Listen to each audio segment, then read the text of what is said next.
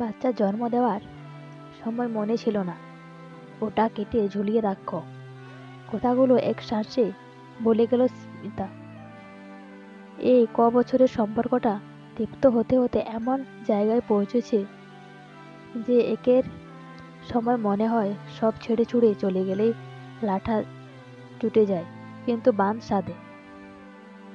এক রাতে মেয়েটা সমরেশ কথাগুলো শুনল। রাত তখন 2টো প্রায়। সে সাধারণত স্মিতার এহেন তীক্ষ্ণ শেষের উত্তর দেয় না।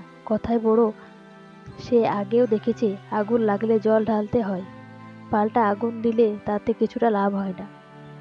ঠিক আছে, তুমি ঘুমাও, আমিও চেষ্টা করছি, এই বলে ছোট মেয়েটাকে আদর করে কোলে তুলে নিল। ঘুমাবি না মা? অনেক রাত হলো যে।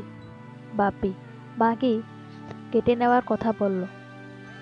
সমরেশ অপ্রস্তুত হয়ে পড়ল একটু।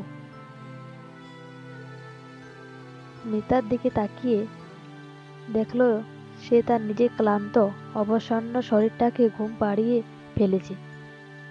বাপি, বলো না। সে অনেক গল্প মা, আজ না, একদিন বলবো।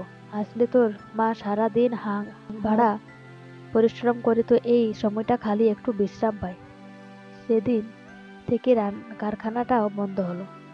সেদিন থেকে সে একা লড়ে যাচ্ছে। সে ভাবে আমি কিছু বুঝব না, কিন্তু বিশ্বাস কর মা, আমি বুঝি।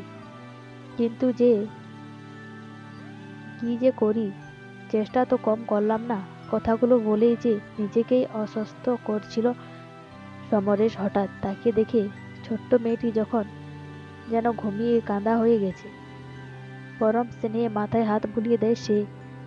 সে ঘড়ির দিকে তাকায়, প্রায় 3টা বাজে। ঘুমাও, আজও ঘুম আসছে না মনে হচ্ছে। রাস্তায় একটি কুকুর কখন থেকে কেঁদেই চলছে, যেন স্বজন হারানোর যন্ত্রণা ভোলার চেষ্টা করছে সে।